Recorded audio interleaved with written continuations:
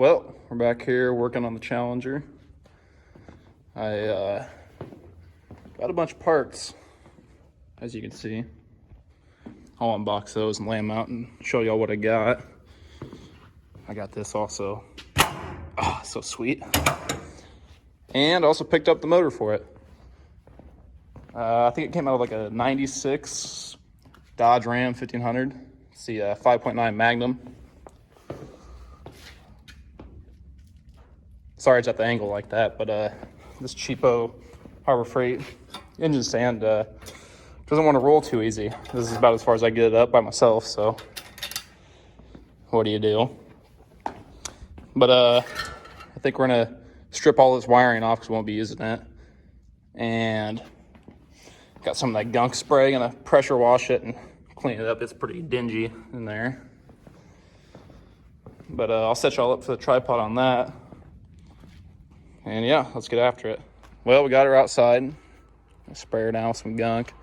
Took the whole front dress off of there because I didn't really trust this engine stand. As you can see, when I turned it over, I don't know if I got these bolts tight enough or not, but it twisted. So figured I better get the most weight off there as I can. So I'm gonna go ahead and spray this down.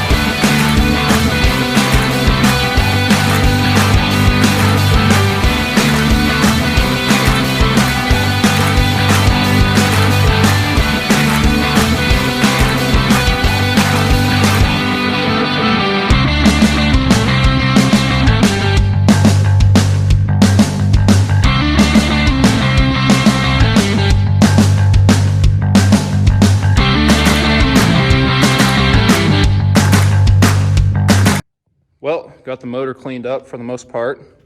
My boots are wet. I'm a little wet. Kind of cold, but what do you do? I figured I'd show you guys layout of most of the parts that I got. Start off with these hooker headers. Pretty nice. I'm probably gonna scuff them up, and picked up some that high temp paint, repaint them so they don't burn off.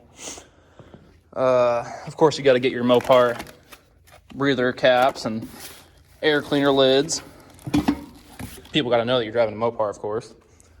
Picked up a timing cover gasket set for a LA instead of a Magnum because we'll be converting this Magnum motor over to LA style timing cover and water pump and using the V-belts instead of the serpentine belt that came stock on the Magnums.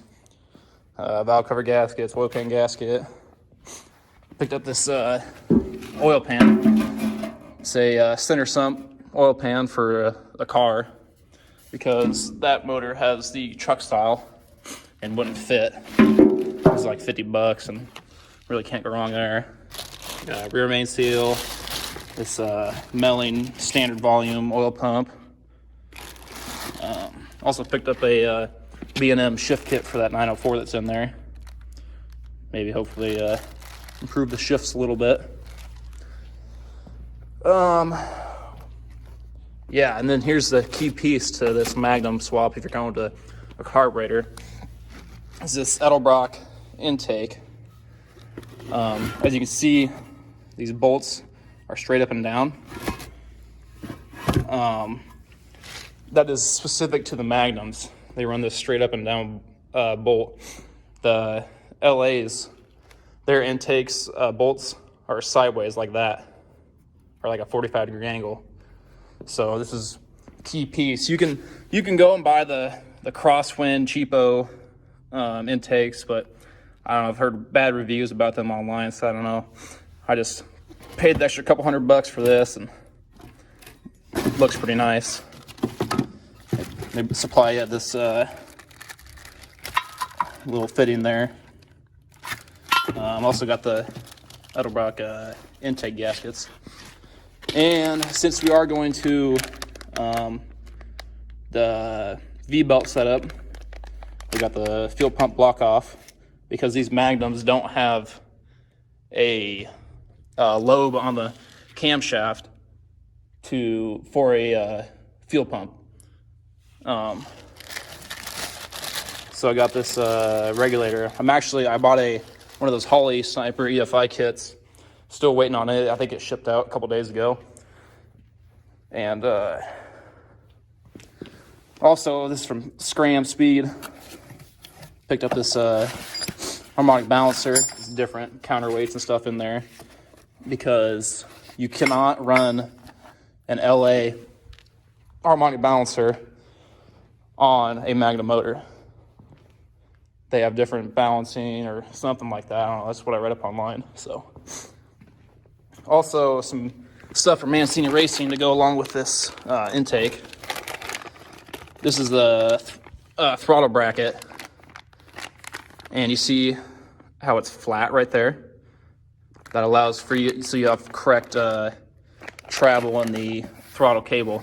I also got this low car kickdown linkage for the 904. And let me tell you guys, this cable versus the regular standard kickdown linkage that they came out with the factory, that cable works great. Also ordered some new motor mounts, but Mancini Racing only sent me one so far. But I still got a aluminum radiator on the way from them, and hopefully that other mount comes in with it. And of course, this sweet flip-top fuel cap. I love it. I don't know, it's a little too shiny for the rest of the car. What do you guys think? Well, back to the engine. Picked this up from a junkyard for like $540. They told me it had like 150,000 miles on it or something like that. So, not really too bad. One thing to note, guys, on these Magnums is these outside intake bolts. If you can see in here, these go, well, maybe not the back side. Oh, no, they do. They go straight through out to the elements there. You can see it better up front. Oh, maybe not that one, but this one you see in there. So these ones go straight to the elements, and a lot of times they'll get all the corrosion up in there, and a lot of times these outside ones will snap off. If you see here, this one's got a different style bolt than the rest of them. So I'm guessing that's what happened. This had the intake off before, and they snapped one of them off. It's just one thing to be aware of. Well, I'm gonna pull the valve covers off, pull this intake off, and probably the exhaust manifolds. Hopefully I don't break any bolts off. That'll be a pain. But yeah, let's get it.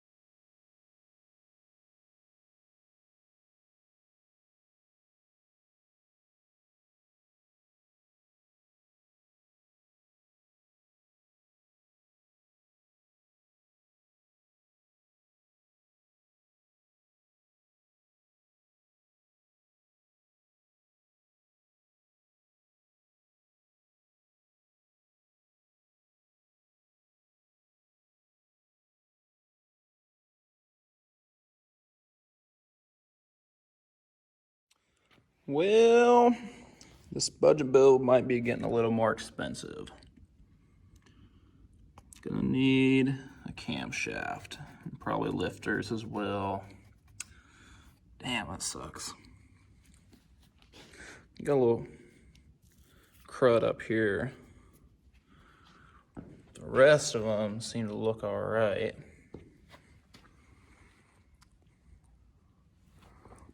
Now this is odd to me. It says 318 alpha on there. 318 alpha on there. But this is a 360. It's just weird to me. If anyone knows why that's cast at 318 in there, drop it down in the comments. So I got the pan off her. And, you know, there's a little crud down there. They didn't change their oil often in this thing. A little bit of buildup, sludge, whatnot. But I shook all the rods and the bearings seem to be tight. I'm still gonna pull a couple caps off and make sure the bearings are all right, or at least look decent. It's a bummer about that cam though. Oh, while I was upset, I forgot to mention about those intake bolts. This is one of the outside ones. You see how all that corrosion gets built up in there? That's why a lot of times they snap off and you gotta drill them out, and pain, you know. Another thing to mention, when you're swapping over to a serpentine style setup, you get rid of this whole timing cover. You go to an LA. These bolt-on pulleys on these Magnums. I think the earlier years, like 92 to maybe 98, I think. I don't know, don't quote me on that. I think that these have that years have the bolt-on pulley, but on the newer ones they have just a single piece balancer with the pulley made into the balancer. So if you're swapping over, you'll have to get a new balancer. I chose to get a new one anyways, just because this one, I don't know, the rubber's cracking in there, and better just to get a new one, be done with it. But I'm gonna check these bearings out, and hopefully this motor ain't completely junk. Well, got the number 1 and 2 rod caps off. Bearing looks pretty good. This number 1 has a little nick right there. Just barely catches with my finger. But on the crank journal, it still looks fine, so I'm probably just gonna send it and run it. Took off this main cap. As you see there, a little bit of bronze showing, or copper, whatever you want to call it. But I mean, doesn't look too bad. Journal looks fine. Oh, also, I found this little tag here. So it's been rebuilt back in 2007. There's also, they marked them here. You see paint marks. You got a red mark and a yellow mark down there. I don't know what the hell that means. If you guys know, drop that down in the comments. Oh, before anybody says something, I had this pan off last week, and that's why these are loose. So, well, I guess we'll start cleaning things up. Kind of forgot to record, but flipped the motor back over, took off the valve train. Gonna go ahead and take this camshaft out, and maybe see if I can just take some Scotch-Brite to that rust in there, maybe knock it down some, and if that works, I might just throw this cam back in, who knows. But unfortunately, I have to take this damn these heads off because this lifter won't quite come out. So, guess I have to buy some head gaskets now. Oh well.